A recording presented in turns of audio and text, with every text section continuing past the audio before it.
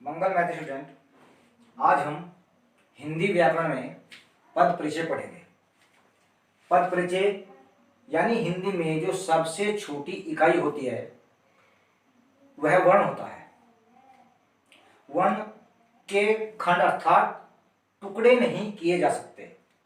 इन वर्णों के मेल से ही एक शब्द बनता है जिसका कोई न कोई अर्थ होता है, और इन शब्दों को जब हम वाक्य में प्रयोग करते हैं तो ये शब्द ही पद कहलाते हैं।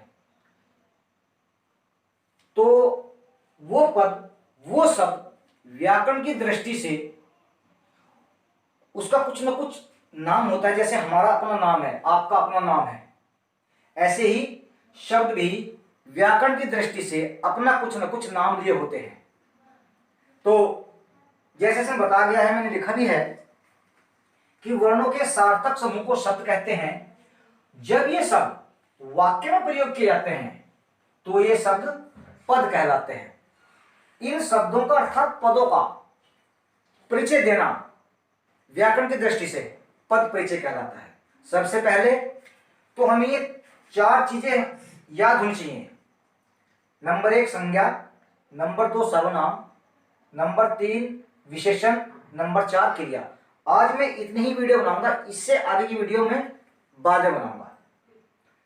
तो मान लीजिए हमने एक वाक्य लिखा, मैं यहां एक वाक्य लिख रहा हूं, राम खाना खाता है। वैसे ये शब्द हैं, ये भी शब्द है, ये भी शब्द है, ये भी शब्द है, लेकिन चूंकि यहां एक वाक्य में प्रयोग हो गए, इसका एक सार्थक अर्थ निकल रहा है कि राम खाना खाता है, तो वाक्य में प्रयोग होने के बाद यही शब्द पद बन जाते हैं। अब इन पदों का ही हमें परिचय देना है। जैसे राम है तो राम संज्ञा है कि सर्वनाम है, क्या है यह हमें बताना है, लेकिन इसके लिए हमें संज्ञा, सर्वनाम, विशेषण, क्रिया, इनके भेद वो हमें सब याद करने होते हैं। सबसे पहले में संज्ञा। संज्ञा किसे कहते हैं? किसी व्यक्ति, वस्तु या स्थान के नाम को हम संज्ञा कहते हैं। तो राम खाना खाता है, यहां राम किसी का नाम है, क्या है? नाम है किसी का। तो जब ये नाम है, चूंकि संज्ञा के हमने 3 भेद बताए। पहला भेद जातिवाचक, दूसरा भेद व्यक्तिवाचक और तीसरा भेद भाववाचक। अब हमें देखना है कि राम खाना खाता है, तो राम संज्ञा का कौन सा भेद है, यानी कि ये व्यक्तिवाचक है, जातिवाचक है या भाववाचक है। तो स्टूडेंट, तो राम संज्ञा है चूंकि नाम है।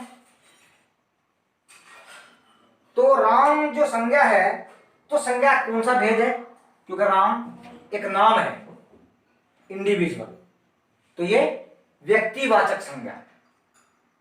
फिर हम उसको पूरा पढ़ते हैं। राम खाना खाता है, चूंकि यह बताना संज्ञा का भेद कौन सा है, फिर लिंग बताना है, उसका वचन बताना है, कार्य बताना, क्रिया संबंध बताना है। ये हमको 4-5 चीजें बतानी होती हैं पद परिचय में।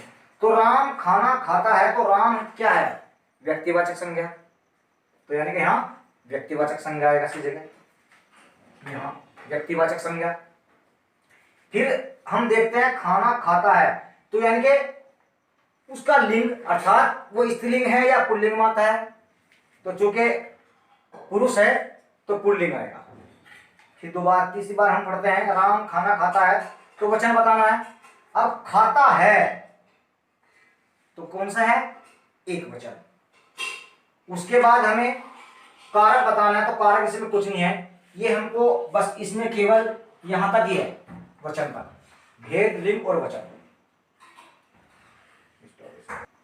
तो अब हम यानी कि वो सब संज्ञा होगा या सर्वनाम होगा या विशेषण होगा या क्रिया होगी। अब अगर वो संज्ञा है तो संज्ञा कौन सा भेद है, लिंग कौन सा है, वचन कौन सा है, कारक कौन सा है और क्रिया से उसका संबंध क्या है। ऐसे ही संज्ञा के स्थान पर प्रयुक्त होने वाले शब्द जो है वो सर्वनाम कहलाते हैं। अब सर्वनाम के भेद भी हमको याद करने हैं। वो सर्वनाम का कौन सा भेद है? सर्वनाम के आपको भेद याद होने चाहिए। सर्वनाम का जो भेद है वो 5 हैं। कितने हैं? 5। माफ करना स्टूडेंट, 5 नहीं 6 भेद है। वो 6 भेद कौन कौन से हैं मैं अभी आपको बताता हूं। जैसे संज्ञा के 3 भेद बताए, ऐसे ही सर्वनाम के कितने भेद बताए? 6 भेद बताए। जिसमें नंबर 1 पुरुषवाचक सर्वनाम, नंबर 2 निजवाचक सर्वनाम, नंबर 3 निश्चयवाचक सर्वनाम, नंबर 4 अनिश्चयवाचक और नंबर 5 संबंधवाचक और नंबर 6 प्रश्नवाचक सर्वनाम। अब इनकी डिटेल में नहीं जाता। इससे अगला है विशेषण। विशेषण के कितने भेद होते हैं? विशेषण के 4 भेद होते हैं। नंबर 1 गुणवाचक, परिमाणवाचक, संख्यावाचक और सार्वनामिक। ये 4 भेद विशेषण के होते हैं। नंबर 4 आता है क्रिया। क्रिया कितने भेद होते हैं? तो क्रिया के 2 भेद होते हैं, सकर्मक क्रिया और अकर्मक क्रिया। सकर्मक क्रिया जैसे उसके नाम से यह मालूम हो रहा है, सकर्मक,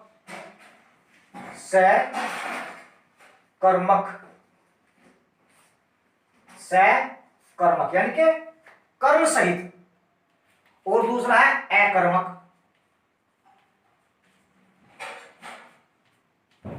कर्म के बिना। तो दोस्तों आज मैंने एक बहुत छोटी सी वीडियो बनाने का प्रयास किया है।